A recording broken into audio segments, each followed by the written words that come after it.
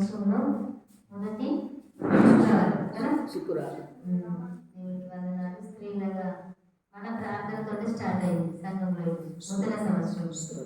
మనకు అలాంటి సంఘ ప్రార్థన జరగలేదు, పూర్తి జరగలేదు.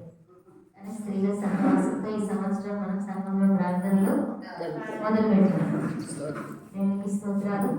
వచ్చిన ప్రార్థన చేసుకున్నాం. పరిశుద్ధ మహాగణుడ మహోన్నతుడ రక్షకుడానికి వందనాలు, స్తుతులు, స్తోత్రాలయ. నిన్న నేడు నిరంతరం ఎగిరిగా ఉన్న యేసయ్యకి స్తోత్రాలు. ఆరాధనకు యోగ్యుడానికి స్తోత్రాలు. అద్వితీయ సత్య దేవుడానికి స్తోత్రాలు తండ్రి. నీ ఉచిత కృపను మా ఎడల ఉంచిన మా యేసయ్యకి స్తోత్రాలు. ఇదిగో నాయన ఈ యొక్క సమయంలో ప్రభు నన్ను సజీవంగా ఉంచి మీ నామమును నిలబెట్టినందుకు స్తోత్రాలు ప్రభు. మరి నా పైన మీ ఆత్మను, నా నోటిలో మీ మాటలను ఉంచండియ్యా. మీరు ముందు నేను నడిపించింది ప్రభు. మీరు మాత్రమే మాట్లాడండి తండ్రి. మీరు మాట్లాడితే ప్రభు మా హృదయాలు తెరవబడతాయి, మాకు అవసరమైనది లభిస్తుంది. అట్లా ఈ తిరుమల ప్రభు నన్ను మీరు వాడుకోమని మనవి చేస్తున్నాను. యేసయ్యా మీ కృపగలిగిన హస్తములకు నన్ను మమ్మల్ని అప్పగించుకుంటున్నా ప్రభు. ఈ యొక్క మీటింగ్కు విరోధంగా పనిచేస్తున్న సాతాను శక్తులను మీరు లయించండి. నన్ను మా చుట్టూ మీకు అగ్ని ప్రాకారం ఉంచండి తండ్రి. సాతాను యొక్క క్రియలన్నింటినీ లయించండి తండ్రి. మీరే మాట్లాడి మా హృదయాలను మీ వాక్యంతో నింపి తృప్తిపరచమని మీకే వందనాలు, స్తోత్రాలు చెల్లించుకుంటూ యేసుక్రీస్తు నామమున అడిగి వేడుకుంటున్నాం మా తండ్రి.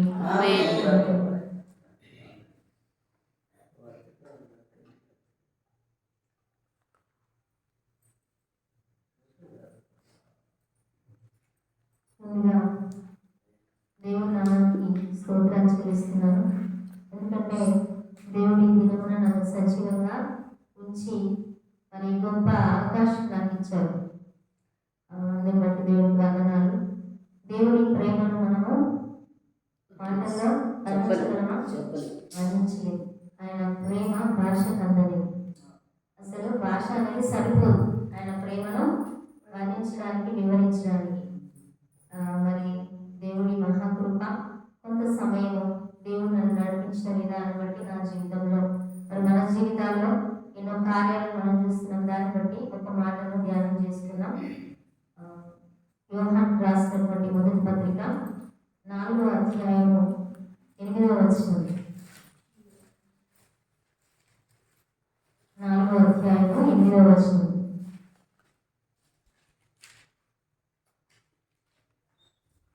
యోహాను రాసిన మొదటి పత్రిక సరిపోతుంది. దేవుడు ప్రేమ స్వరూపి. మళ్ళీ చెప్పండి అందరూ ఒకసారి. దేవుడు ప్రేమ స్వరూపి. దేవుడు ప్రేమ స్వరూపి. ఎక్కడైనా చదివి యోహానుకు రాసిన మొదటి పత్రిక 4వ అధ్యాయం 8వ వచనం. 4వ అధ్యాయం 8వ వచనం. దీంట్లోనే మనం పోయిన సంవత్సరం బాగా గుర్తుండిపోయే వాక్యం నేర్చుకున్నాం. 4వ అధ్యాయం 4వ వచనం. ఏంటి? నాలో ఉన్నవాడు లోకంలో ఉన్నవాడి కన్నా గొప్పవాడు కనుక నేను సాతాన్ని జయించి ఉన్నాను. అది బాగా 4 అని బాగా గుర్తున్నది కదా. ఇప్పుడు 4 8 దాన్ని డబుల్ చేస్తే 8 అవుతుంది. అట్లా రెఫరెన్స్ కూడా ఈజీగా గుర్తు పెట్టుకోవచ్చు అనమాట. 4వ అధ్యాయం 8వ వచనం. దేవుడు ప్రేమ స్వరూపి. మనం ఎన్నోసార్లు ఈ మాటను ఎత్తిపట్టి ప్రార్థించుకుంటాం, స్తుతించుకుంటాం కదా. సింపుల్ గా దేవుడు ప్రేమ స్వరూపి, ప్రేమ స్వరూపి అని మనము అనేసుకుంటాం. కానీ ఈ ఒక్క మాట దేవుడు ప్రేమ స్వరూపి అనే మాట మొత్తం సర్వ సృష్టికి కారణం. ఎందుకంటే ఆయన ప్రేమ మనం సృష్టించబడడానికి కారణం ఏంటంటే ఆయన ప్రేమ. ఆయన మన పట్ల తనకున్న ప్రేమనంతా వెల్లడి చేయడానికి, చూపించడానికి మనిషిని చేసినాడు. ఈ సృష్టి యావత్తు సృష్టించబడడానికి కారణం ఆయన ప్రేమ. మొత్తం టోటల్ గా కారణం ఏంటి అంటే ప్రేమ. ఇక్కడ దేవుడు ప్రేమ స్వరూపి.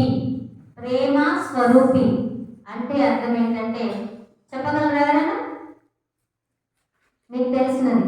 దేవుడు ప్రేమ స్వరూపి అంటే అర్థం ఎంతగానో ప్రేమించేవాడు. ఇంకా వెరీ గుడ్. ఇంకా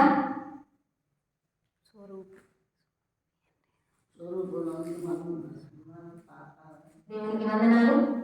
మరి ఇప్పుడు చేయికి రింగ్ ఉందనుకోండి,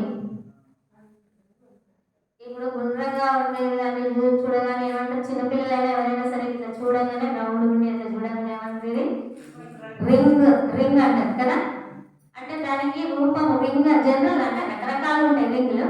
బట్ చిన్న పిల్లల సైతం గుండ్రంగా ఉంటే దాని మీద చిన్న గుంటలా ఇట్లా కనబడింది అనుకోండి, ఏమంటారు దాన్ని రింగ్ అంటారు. అంటే జనరల్ గా రింగ్ అంటే ఎట్లుంటుందో అది ఒక గుర్తు అన్నమాట కదా, దాన్ని బట్టి అది రింగ్ అని చెప్పేస్తారు.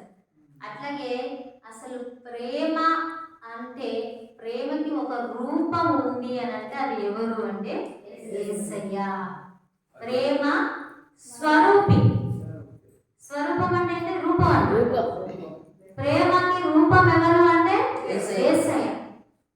ప్రేమకి ఇంకా ఎక్కడ రూపం మనం చూడం, యేసయ్యనే ఆ రూపం. ప్రేమ అంటే అంటాం కూడా, ప్రేమ అంటే యేసయ్య, యేసయ్య అంటే ప్రేమ. ప్రేమకు రూపాన్ని ఇస్తే అది ఎవరిలా ఉంటుంది, యేసయ్య. యేసయ్యని కదా. ప్రేమ స్వరూపి అంటే ఆ రూపము యేసయ్య రూపము. యేసు మాత్రమే ప్రేమ స్వరూపి.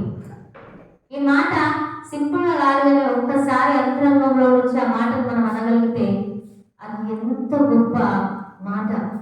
ప్రేమ స్వరూపి. ప్రేమకు ఒక రూపం ఉంది అంటే అది యేసయ్య.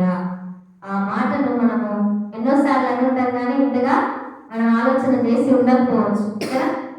నేను కూడా యాక్చువల్గా నేను ఈరోజు మెసేజ్ నాదని నాకు తెలియదు. నేను స్కూల్కి వెళ్ళి వచ్చే వరకే చాలా లేట్ అయింది. అత్తమ్మ చూసింది, అప్పుడే వచ్చిన.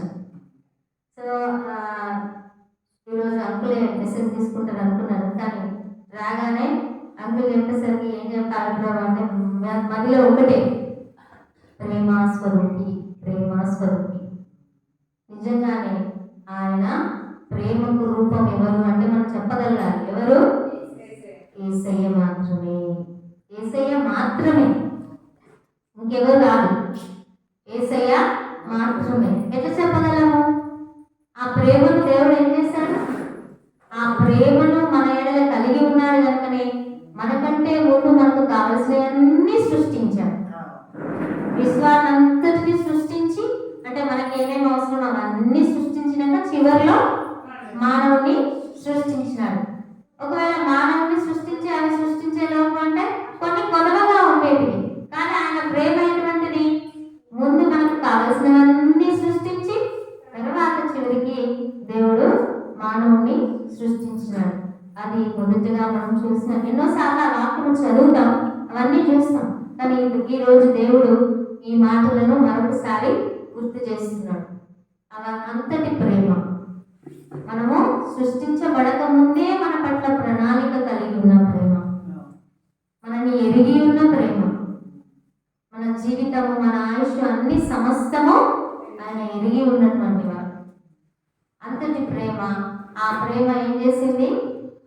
తన రూపాన్ని మనకు ఇచ్చింది. ఇప్పుడు జనరల్గా తల్లిదండ్రులు ఉంటారు కదా, వాళ్ళ పిల్లలు వాళ్ళని ఉన్నారంటే ఎవరికైనా ఏమనిపిస్తుంది? చాలా సంతోషం అనిపిస్తుంది కదా. అచ్చి మీ కొడుకు లేదా మీ కూతురు సేమ్ మీ లెక్కన ఉన్నారంటే బయటికి రావడం లోపల మస్తు సంతోషం అవుతుంది కదా. నాకే అప్పుడప్పుడు అంటే నేను చిన్నగా మా కెన్న పుట్టిన తర్వాత ఫస్ట్ పుట్టినాక చూసేస్తుంటే ఇలా మేనత్త లెక్కన ఉన్నాడు, పెద్దత్త లెక్కన ఉన్నాడు అంటే నాకు మస్తు సంతోషమైంది. అట్లా అత్తనైనా నాకే సంతోషం అవుతుంది, తల్లిదండ్రులకి ఎందుకు సంతోషం ఉంటుంది కదా. మరి దేవుడు తన పిల్లలని ఎట్లా సృష్టించాడు? తన పిల్లలమైన మనల్ని తన పోలికలో సృష్టించినాడు. అదేవిధంగా ఈ యొక్క పనులు కావచ్చు, మన యొక్క జీవిత విధానం, ఆత్మీయ జీవితం కూడా తనలాగానే ఉండాలి అనేది దేవుడు మనకు నేర్పిస్తున్నాడు. తన పోలికలోనికి రూపం ఒకటే కాదు, అంతరంగం కూడా ఎలా ఉండాలి? తనలాగానే ఉండాలని ఆయన ఆశపడుతున్నాడు.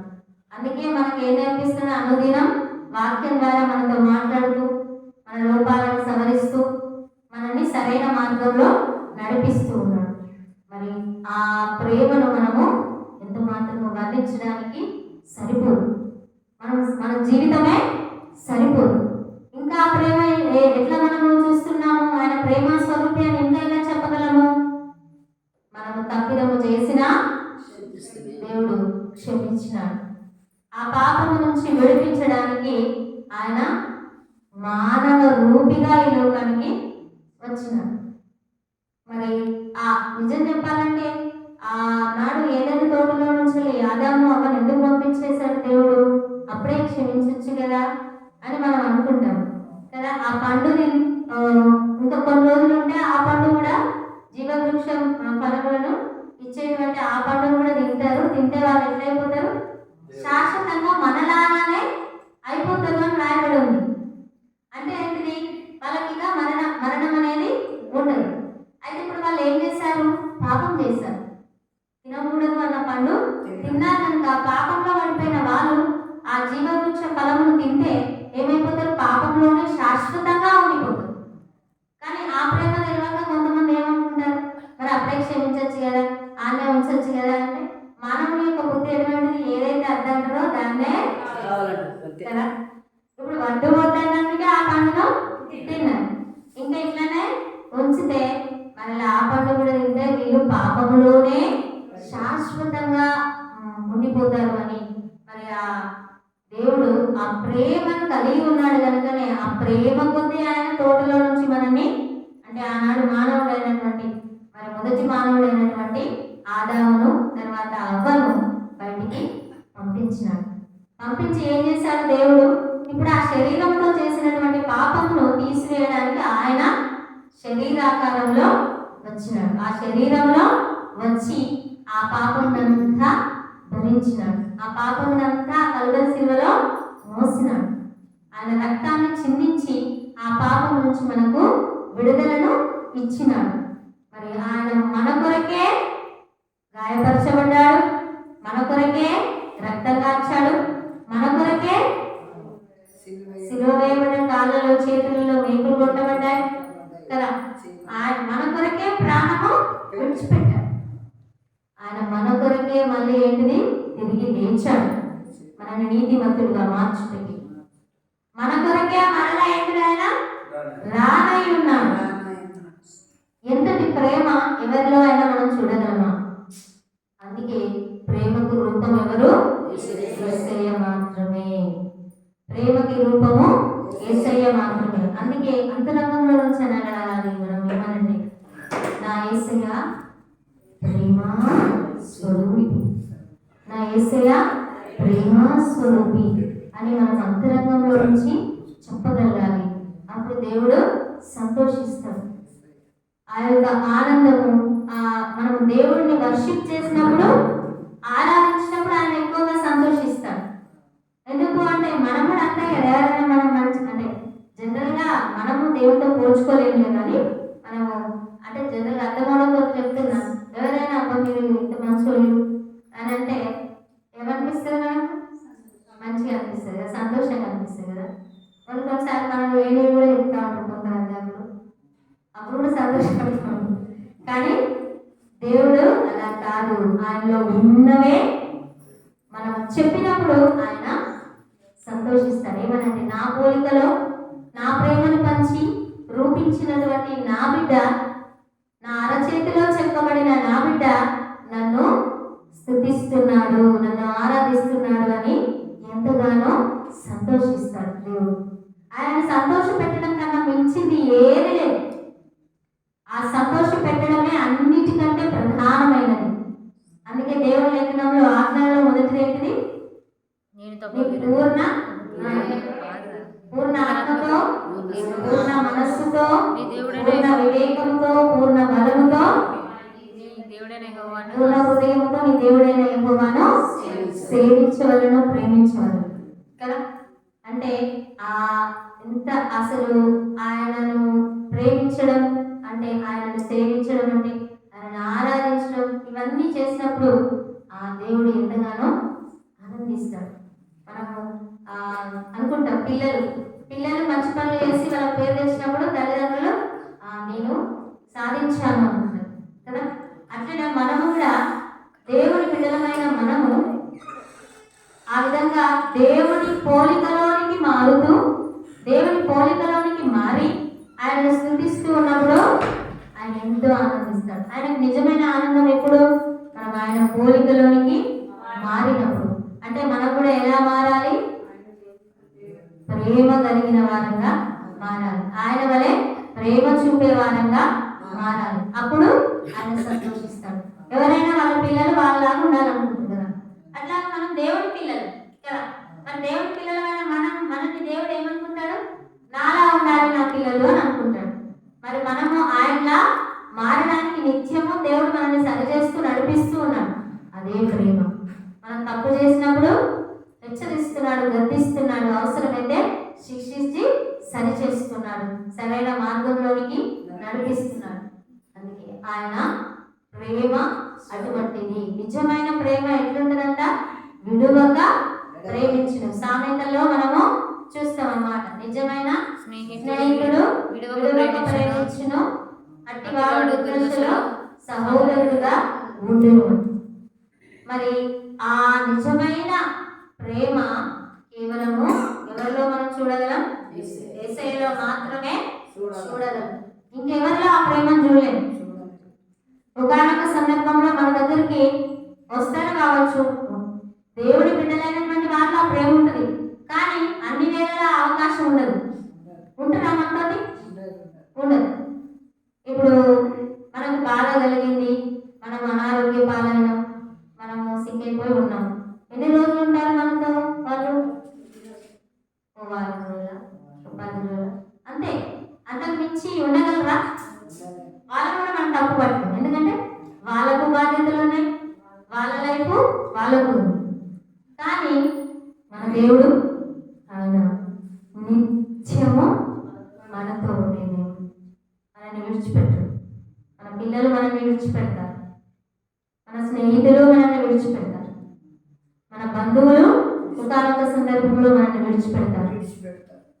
మన అనుకున్న వారు మనల్ని కాదనుకొని పోతారు. కానీ ఎల్లవేళలా మనతో ఉండేది యేసయ్య మాత్రమే. అందుకే దేవుడికి మొదటి స్థానం ఇచ్చి చూడండి. ఆ ప్రేమను ఇంకా మనము తెలుసుకోగలుగుతాం. దేవుని యొక్క ప్రేమను దేవుని లేఖనంలో ఉంటుంది. ఆయన ప్రేమ యొక్క ఎత్తు లోతు మనం కొలవలేము. ఎత్తు లోతు మనం కొలవలేము. ఆకాశం అంత ఎత్తైనటువంటి ఆకాశం లెక్క అంటే కొలుస్తామా? కొలవలేము. ఆయన ప్రేమకు కొలత లేదు. అందుకే ఆయనకు ఉన్నటువంటి పేరేంటిది? దేవుడు ప్రేమ స్వరూపి. దేవుడు ఆయన దగ్గర ఏం పెట్టుకుందాం? ఏమని పెట్టుకుందాం? నేనంట నా యేసయ్య ప్రేమా స్వరూపి. మీరు అనగలరా? అంతరంగంలో నుంచి పెట్టుకోండి, హృదయం మీద. నా యేసయ్య ప్రేమా స్వరూపి, నా యేసయ్య ప్రేమా స్వరూపి. ఎందుకు అంటే ఎన్నో మార్లు మనం తప్పిపోతున్నాం, ఎన్నో మార్లు ఆయన సన్నిధికి రాలేకపోతున్నాం, ఎన్నో మార్లు మనకు తెలియకుండానే మనుషుల మీద ఆధారపడుతున్నాం. కానీ మన యేసయ్య నన్ను చూడట్లేదు కదా అని విడిచిపెట్టాడు. ఆయన దినమెల్లా మన వైపు చేతులు చాపి ఉంచే దేవుడు. అవిధేయులైనటువంటి వారి వైపు ఆయన దినమెల్లా చేతులు చాపి చూస్తూ ఉంటాడు. ఎందుకంటే ఆయన ఒక్కటే ఆయనకు ఆశ. మన పాపమునంతా, మన దోషమునంతా ఆయన ఏం చేస్తున్నాడు? మన పాపమునన్నిటిని ఏం చేశాడట? మనం ఆయన వీపు వెలుగుతట్టు వేసుకున్నాడు కాదు, పారవేశాను. పారవేసిన దాన్ని మనం తెచ్చుకుంటామా? మనం కనబడకుండా పడేస్తాం. చెత్తేదని కదా, కనబడకుండా దూరంగా పడేస్తాం. అది మన యొక్క దేశంలో పాపం ఎట్లున్నాయట? మన తల వెంట్రుకలను మించి, లెక్కకు తల వెంట్రుకలను మించి ఉన్నాయి. కానీ దేవుడు ఏం చేస్తున్నాడు? వాటన్నిటిని ఆయన వీపు వెనక తట్టు పారవేసింది. ఇంకా మన దోషములను ఏం చేసింది? ఆయన సముద్ర అగాధములో ఆయన మన దోషములను అణచివేసి సముద్ర అగాధములో పడేసింది. సముద్రం లోపలికి ఎవరైనా వెళ్ళగలరా? ఎవరు వెళ్ళలేరు. కొంత మేడ వరకు వెళ్ళగలరేమో కానీ సముద్రపు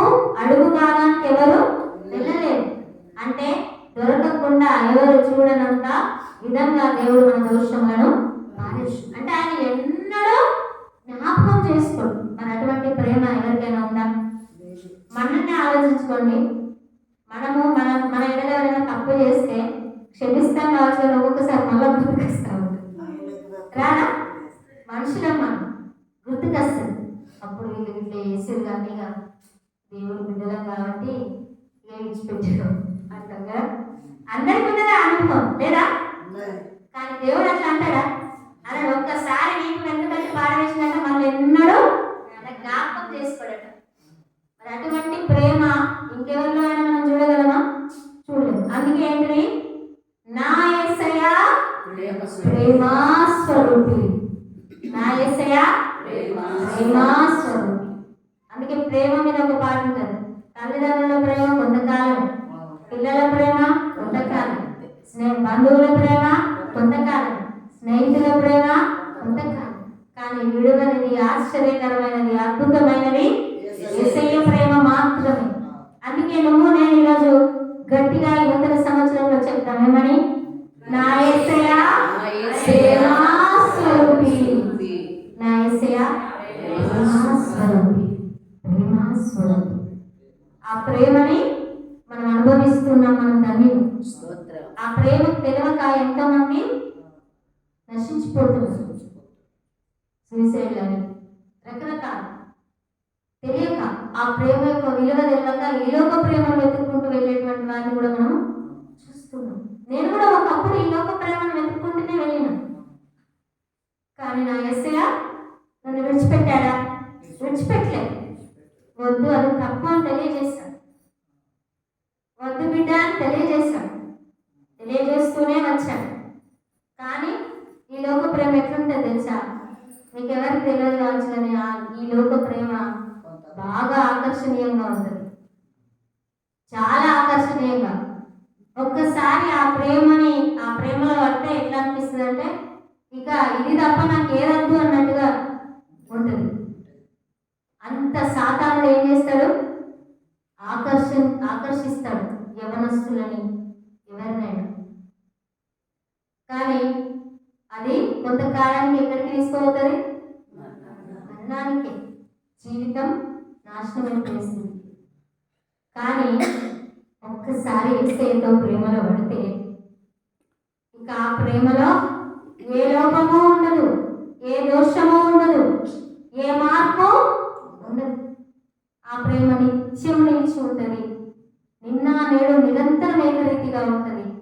ఆ ప్రేమ విలువనిది, ఆ ప్రేమ ఎన్నడూ ఎడబాయనిది. ఆ ప్రేమ మనల్ని ఎత్తుకునేది, ముదిమి వచ్చే వరకు కాపాడు. అంతటి ప్రేమను ఇంకెవ్వరిలో చూడలేము. ఎంత మనల్ని ప్రేమించే వారు మనకి ఎదురైనా ఏదో లోటు ఉంటుంది. కానీ యేసయ్య ప్రేమలో లేదు. ఆయన ప్రేమ అనంతమైనది, ఆయన ప్రేమ అనిర్వచనీయమైనది. అంటే నిర్వచించడానికి సరిపోదన్నది.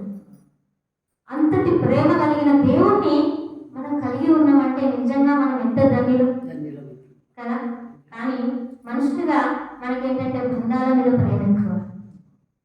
దాదాపుగా వాటి మీద కొన్నిసార్లు, అంటే నేను తప్పుపట్టలేదు ఎవరిని, కానీ ఏంటంటే మనుషులం కాబట్టి బంధాలను ఎక్కువగా ప్రేమిస్తాం. ఆ బంధాలు ఏం చేస్తున్నాయి? మనల్ని బాధ పెడుతున్నాయి. బంధాలు బాధ పెడుతున్నాయి కదా. కానీ మన యేసయ్య ఎప్పుడైనా మనల్ని బాధ పెట్టాడో ఒకసారి ఆలోచన చేయండి. మనం యేసయ్యను బాధ పెడుతున్నాం. ఆయన మనల్ని ప్రేమించినందుకు మనం ఆయనను బాధ పెడుతున్నాం. అదే మనం రుచి చూస్తున్నాం ఏంటంటే మనం బంధాలను ప్రేమించినప్పుడు వాళ్ళు మనల్ని బాధ పెడుతున్నారు. అది ఆ సమయంలో మనము గుర్తించగలగాలి. నేను చాలాసార్లు బాధపడ్డ సందర్భంలో అంటే నా గత జీవితంలో చూసుకుంటే నా భర్త నన్ను బాధపెట్టిన ప్రతిసారి నేను అనుకునేదాన్ని, నేను కూడా మరి దేవుడిని ఎప్పుడైనా ఇట్లా బాధపెడుతున్నానా అని ఊరికి నాకు అదే ఆలోచన వచ్చేది. నేను కూడా నా యేసయ్యని ఇలా బాధపెడుతున్నానా, నాకే ఇంత బాధ కలుగుతుంది ఇలానే మాటలు లేకపోతే చేష్టలు ఇవన్నీ చూసి. మరి నేను కూడా నా యేసయ్యను ఇట్లా ఏమైనా బాధ పెడుతున్నానా ఏంటని చాలాసార్లు ఏడుపొచ్చేది. వెంటనే ఆ బాధ కలిగిన ప్రతిసారి ఆయన పాదాల చెంతకు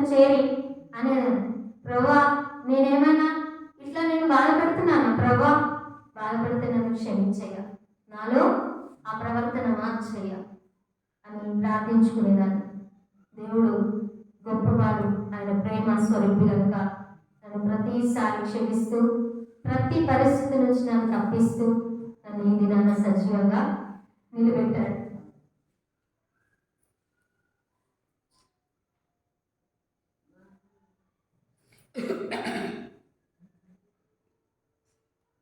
ఆయన ప్రేమ గురించి ఇంకా నాకు కన్నీళ్ళు తప్ప ఏమీ రావట్లేదు చెప్పడానికి కూడా.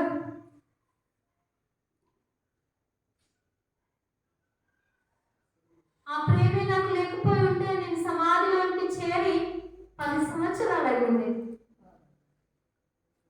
ఆ ప్రేమే నాలో లేకపోయి ఉంటే, అనారోగ్య పరిస్థితిలో ఉన్నప్పుడు నాకు ఆయన ప్రేమ లేకుండా ఉంటే నిజంగా ఇప్పటికీ 20 సంవత్సరాలు నేను సమాధిలో ఉండేదా. కానీ ఆయన సాక్షిగా నన్ను నిలబెట్టాడు. ఆ గొప్ప ధన్యత నాకు ఇచ్చిన. ఎన్ని అనారోగ్య పరిస్థితులు, ఎటువంటి స్థితి, ఇక నా జీవితం ఇన్ని దినాలు నేను ఉంటానని ఎప్పుడు అనుకోలేదు. నా అనారోగ్య పరిస్థితికి ఇన్ని దినములు నేను సజీవంగా ఉంటానని నేను ఏనాడు అనుకోలేదు. బ్రతికినన్ని దినాలు మాత్రం నేను యేసయ్యకి సాక్షిగా ఉంటానని అనుకున్నాను. కానీ ఆయన ప్రేమ ఎంత గొప్పదో తెలుసా? నిజంగా చెప్తున్నాను. టీనేజ్లో ఉన్నప్పుడు తిన్నప్పుడు అరిగే స్థితి ఎక్కువ. చిన్నపిల్లల నుంచి యూత్ టీనేజ్ పిల్లలకి ఏముంటుంది, అరుగుదల ఎక్కువ ఉంటుంది. అంటే ఏ తిన్నా వాళ్ళు అరిగించుకోగలిగినటువంటి బలం వాళ్ళకు ఉంటుంది. కానీ నేను టీనేజ్లో ఉన్నప్పుడు నేనేం తినలేకపోయినా, నీళ్ళు కూడా నుంచి అక్కడ రాగలేకపోయినా. కానీ నా దేవుని ప్రేమ ఎంత గొప్పదో తెలుసా? నాకు వయసు మీద పడుతూ ఉంటే నేను ఎక్కువ తింటున్నాను. నా జీవన వ్యవస్థ చిన్నపిల్లలాగా మారిపోతా ఉంది. ఆ ప్రేమను నేను ఎలా వర్ణించాలి? ఈ దినానికి ఇక్కడ నిలబడి ఆయన ప్రేమను ప్రకటించడానికి నాకు ఏం అర్హత ఉంది? నాకు ఏ అర్హత లేదు. కానీ నా యేసయ్య నన్ను ఇంతగా ప్రేమిస్తున్నాడు. ఆయన అరచేతిలో నన్ను తీసుకొని ఆయన నన్ను ఇక్కడ నిలబెట్టింది. ఆ ప్రేమను నేను ఎలా వర్ణించాలి? 5 నిమిషాలు 10 నిమిషాలు అరగంటలో వర్ణించే ప్రేమ నాది కాదు. నా బ్రతుకు కాలం అంతా ఆయనను గురించి చెప్పుకుంటూ పోయినా నేను చెప్పలేను, ఇంకా వివరించలేదు. అంతటి ప్రేమ మన యేసయ్య ప్రేమ. అందుకే నేను మనసారా చెప్పగలను, నా యేసయ్య ప్రేమ స్వరూపి, నా యేసయ్య ప్రేమ స్వరూపి. అంతటి ప్రేమను నేను తెలుసుకునే విధంగా దేవుడు నాయనల కృప చూపించినాడు. అందుకు బట్టి దేవుడికి నేను వందనాలు చెల్లిస్తున్నాను, లెక్కలేనని స్తోత్రాలు చెల్లిస్తున్నాను. నా యేసయ్య ప్రేమను నా యొక్క జన్మదిన ఈ విధంగా ఆయన ప్రేమ స్వరూపి అని పంచుకోవడం యేసయ్య నాకు ఇచ్చిన గొప్ప కృప. ఆ ప్రేమను బట్టి ఆయనను నేను ఏమిచ్చినా ఆయనకు నేను రుణం చెల్లించలేను. కానీ నా కన్నీరు తప్ప ఆయన ఆ ప్రేమను బట్టి ఆనంద బాష్పాలు, నా యేసయ్య ఆనంద బాష్పాలయ్యా, నువ్వు నాకు దొరికినందుకు ఆనంద బాష్పాలు. మనకు దొరికినందుకు మనము సంతోషించాలి. మనం వెతకలేదు, నేను వెతకని వారికి దొరికింది అని దేవుని లేఖనం అన్నట్లు మనం వెతకలేదు అన్నాడు. కానీ ఆయన ప్రేమ మనకు దొరికింది. ఆయన ప్రేమ మనకి ఎల్లవేళలా ఎంత ప్రేమ చూపించినాడో, ఆయన మనకు పుట్టక ముందు నుంచే ఎంత ప్రేమిస్తూ ఆ ప్రేమను చూపిస్తున్నాడు. ఇప్పటి వరకు అదే ప్రేమను ఆయన కలిగి ఉన్నాడు. ఆ ప్రేమలో మార్పు లేదు. మనుషుల లోపల ఆ బాధ్యతలు పెరుగుతూ ఉన్నప్పుడు కొంచెం తగ్గిపోతుంది ప్రేమ. భార్య భర్తలను చూసుకోండి, ఫస్ట్ ఉన్నంత ప్రేమ ఉంటుందా? తర్వాత పిల్లల మీద అదే వాళ్ళకు ఉన్న బాధ్యత అది. ఇప్పుడు భర్తను తీసుకుంటే ఫస్ట్ భార్యను ఎక్కువ ప్రేమిస్తాడు, ఆ తర్వాత పిల్లలు పుట్టినాక పిల్లల మీదకి ఎక్కువ పోతుంది, పిల్లల మీదకి ఇంకా పోతాం కదా. ఇట్లా అంటే ఏంటిది, ఒక్కొక్క స్టేజ్లో ఆ ప్రేమ అనేది కొంత మార్పు చెందుకుంటూ వస్తుంది, సహజమైనది. కానీ మన యేసయ్య ప్రేమ నువ్వు 90, 100 ఎన్ని సంవత్సరాల వాడమైనా దానమైనా ఆ ప్రేమలో మార్పు ఉండదు. అందుకే ముదిమి వచ్చి వరకు నేను ఎత్తుకొని వాడను.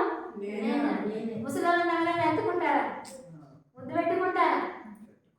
లాలిస్తారా? చిన్నప్పుడు ఎత్తుకుంటారు. ఎన్నిసార్లు అడిగినా విసుకోకుండా ఏదైనా ముద్దుగా చూస్తారు. ముసలి వాళ్ళు చిన్నపిల్లలతో సమానం. కానీ ఆ వయసులో వాళ్ళు చేసేటువంటి ఒకవేళ పొరపాటుని మోసుకున్నారనుకోండి, ఎంత తింటారు కదా? అంత ప్రేమించగలవా? కానీ మన యేసయ్య ఏంటిది? నువ్వు ఏ స్థితిలో ఉన్నా, ఎలాంటి స్థితిలో ఉన్నా ఆయన ప్రేమించే దేవుడు, ఆయన ప్రేమ స్వరూపం. ఒక సందర్భంలో కొంతమంది క్రియల ద్వారా నా పరిస్థితి ఎట్లా మారిందంటే, నా ముఖం నిండా ఏమైనా అంటే ఇంత కురుకులైంది. మొత్తం కురుకులయ్యి ఎట్లా తెలుసా, రక్తాలు ఆడుతూ ఉండేది. ముఖం కడుక్కోవాలంటే భయం, నీళ్ళు ముఖం మీద చల్లుకోవాలంటే భయం. ఎందుకంటే ముఖం మీద నీళ్ళు చల్లుకుంటే తుడుచుకోవాలి అంటే కవర్ తగ్గుతుంది, దానికి కూడా రక్తం వెళ్ళేది. మనుషులకు నేను అసహ్యంగా కనిపించిన నా సందర్భంలో, కానీ నా యేసయ్య హత్తుకున్నాడు. అందుకే నేను సజీవంగా ఉన్నా.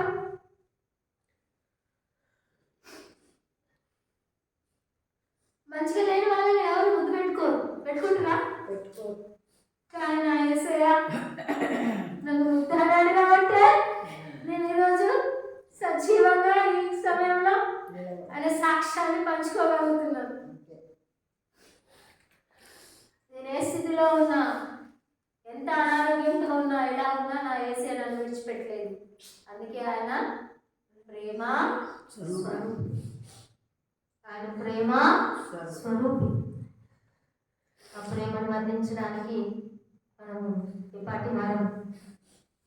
కానీ ఈరోజు మనందరికి ఇచ్చిన గొప్ప కృప ఏంటంటే, ఈ నూతన సంవత్సరంలో ఆయన ప్రేమను మనం ధ్యానం చేసుకుంటున్నాం. ఒకసారి కొంతవరకే, ఇది మొత్తంగా ధ్యానం చేసేంత లేదు మనకి, కొంతవరకే మనము ధ్యానం చేయగలుగుతున్నాం. ఆ ధ్యానం చేసిన దాన్ని బట్టి అయినా మనం ఆయనను స్తుతించాలి.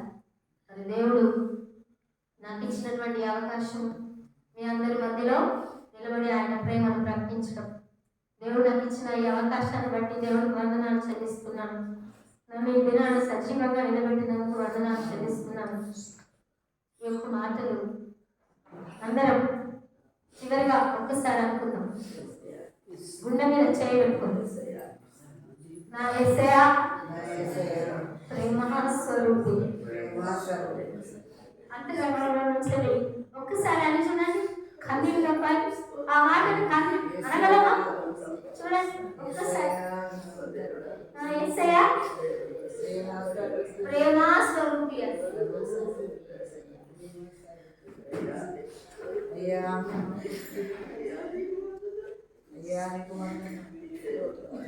ఒకసారి నిజమే ప్రభు, ఎన్ని దినములు నేను బ్రతికిన ఎన్ని దినములలో అందరి ప్రేమ మారిపోతూ వచ్చిందయ్యా.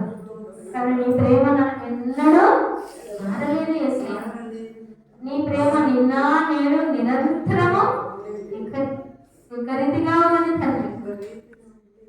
ప్రేమకు ఒక రూపం ఉందంటే నీవే ప్రభు. ప్రేమకు రూపం ఎవరు అంటే నా యేసయ్య నేను చెప్పగలనయ్యా. ప్రభువా, ఈ గొప్ప ప్రేమను నేను నాకు అందించినందుకు స్తోత్రాలు.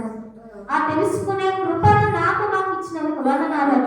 మనసారా ఆయన ఆరాధన చెందము. విన్నటువంటి వాక్యములు బట్టి మన జీవితాల్లో ఎన్ని పరిస్థితుల్లో దేవుడు మనల్ని నిలవకుండా ఎడబాయకుండా నడిపిస్తున్నాడు.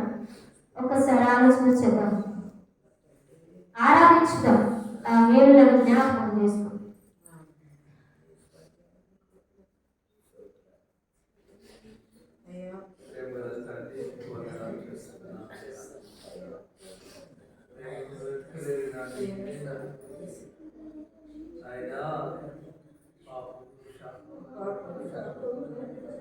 అయ్యా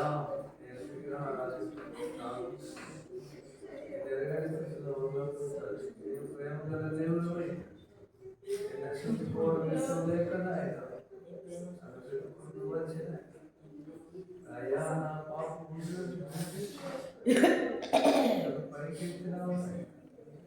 తండ్రి నా పాపం నీదు ప్రేమ ఎంత మధురము యేసు నీదు ప్రేమ ఎంత మధురము జుంటి తేనెదార కన్నా మధురము నీ ప్రేమ జుంటి తేనెదార కన్నా మధురము నీ ప్రేమ యేసు నీదు ప్రేమ ఎంత మధురము యేసు నీదు ప్రేమ అందరం అన్నాం ఎంత మధురము జుంటి తేనెదార కన్నా మధురము నీ ప్రేమ జుంటి తేనెదార కన్నా మధురము నీ ప్రేమ యేసు నీదు ప్రేమ ఎంత మధురము కల్వారిలో కార్చిన రక్తం కడుగును నాదు పాపమంతా కల్వారిలో కార్చిన రక్తం కడుగును నాదు పాపమంతా కృప చూపి నన్ను రక్షించితివి కనికరించి నన్ను రక్షించితివి కనికరించి నన్ను కాపాడితివి కృప చూపి నన్ను రక్షించితివి యేసు నీదు ప్రేమ ఎంత మధురము యేసు నీదు ప్రేమ ఎంత మధురము పరిశుద్ధ మహాగరుడ మహోన్నతుడైన మా రక్షకుడా నీకు స్తోత్రాలు దేవమా ఈ దేవుడు ప్రభువాలను సజీవంగా ఉంచి నాయన నీ పాదాల చెంతకు నన్ను నడిపించినందుకు స్తోత్రాలు మమ్మలను సజీవంగా ఉంచి ఈ నూతన సంవత్సరంలో మీ ప్రేమ త్యాగం చేసి కృపనిచ్చినందుకు స్తోత్రాలు ప్రభువా మీరు ప్రేమ స్వరూపేయున్నారు తండ్రి ఆ నిత్య ప్రేమ నాకు దొరికేలా చేసినారయ్యా నీకు స్తోత్రాలు నేను వెతకలేదు కానీ ప్రభువా నన్ను వెతికింది నీ ప్రేమయ్యా నశించిపోతున్న నన్ను వెతికి రక్షించింది నీ ప్రేమే తండ్రి నీకు స్తోత్రాలు పాపపు ఊగిలో ఉన్నప్పుడు నాయన తన్ని రక్షించుటకు నీవు ఈ లోకానికి వచ్చినావు తండ్రి నీకు స్తోత్రాలు నాన్న ఈ దుష్టుని చేతిలో నుండి నన్ను విడిపించడానికి ఈ లోకానికి వచ్చినావు తండ్రి నీ మరణము ద్వారా నాకు రక్షణనిచ్చినావు సాతాను పైన విజయం ఇచ్చినావు తండ్రి నీకు స్తోత్రాలు నీ ప్రేమను నాయన తండ్రి మేము ఎలా వర్ణించగలమయ్యా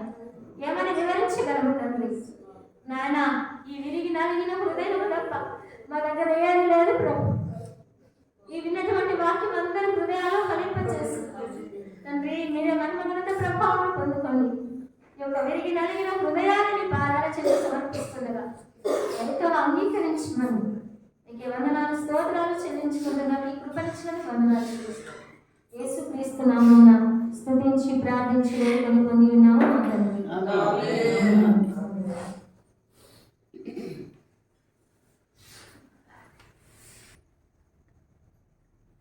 అందరం సాక్షులం వాళ్ళకందరికీ సాక్ష్యం ఉన్న దేవుడు సాక్ష్యం లేకుండా నేను ఒక్కటి ధ్యానించింది మనము ఎవరైనా ప్రేమిస్తే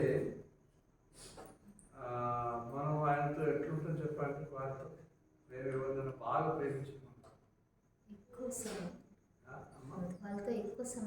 ఎక్కువ ధ్యానం చేస్తాం కదా మాట్లాడటానికి ఇష్టపడతాం కనబడకపోతే ఎట్లుంటాం ఎటువా కదా కనబడకపోతే ఎక్కడ లేటుగా ఏటా ధ్యానం అమ్మ ఏసే కూడా మన అలాగా ప్రేమించి ఎక్కడున్నా కూడా విడిచిపెట్టలే.